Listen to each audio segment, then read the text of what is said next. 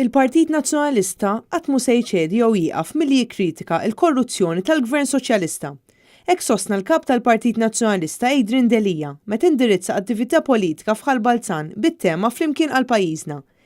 Delija qal li d-deputat Herman Schiavone għamel iżjed ħaġa onorabbli u offra sospensjoni tiegħu mill-grupp parlamentari tal-Partit Nazzjonalista.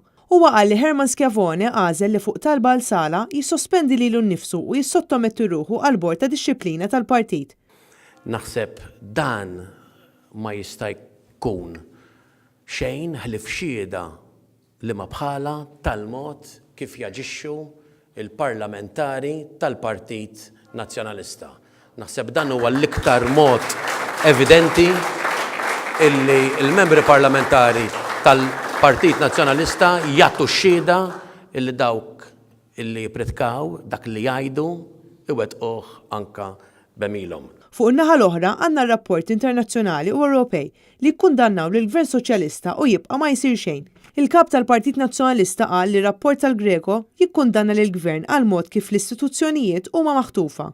Ir-rapport tal-Manival li għandu konsegwenzi kbar fuq pajjiżna, fejn pajjiżna jista' jispiċċa blacklisted. Rapport ieħor mill-Kummissjoni Ewropea jikkundanna lill Prim Ministru Joseph Muscat li wara l-Panama Papers żamm li Chief of Staff tiegħu Keith Kembri u kif ukoll il-Konrad Mizzi li kien l-uniku Ministru fl-Unjoni Ewropea li nqabad bis-strutturi ta' kumpaniji segreti fil-Panama u żamm postu. Fl-iskandlu tal-Panama Papers, kull min issemma irreżenja. Ħlif Malta. Malta l-unika pajjiż fid-dinja illi n-nies li semmew fil-Panama Papers, Konrad Mizzi u Keith Kembri ma rreżenjawx. Anzi, ingħataw iktar saħħa. Huwa qal li Konrad Mizzi huwa l-istess Ministru li firma l-kuntratt biex tab xejn 3 sparijiet tal-poplu lil Vitals. Huwa qal li l-Gvern Soċjalista għamel proġett wieħed biss kbir, il-proġett tal-Power Station tal-Gass li rrid Konrad Mizzi u li bih il-konsumatur Malti qiegħed iħallas prezz ogħla biex jixtri l-elettriku.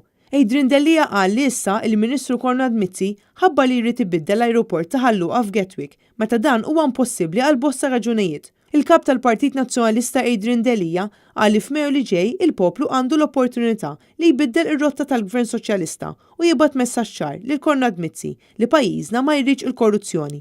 Inbidlu l-affarijiet b'mod wieħed biss. Mhux billi nitkellmu kontra l-korruzzjoni, mhux billi mmur jien il-qorti u niftaħ il-kawżi kontra in-negozju korrott tal-Gvern, imma billi titkellmu intom.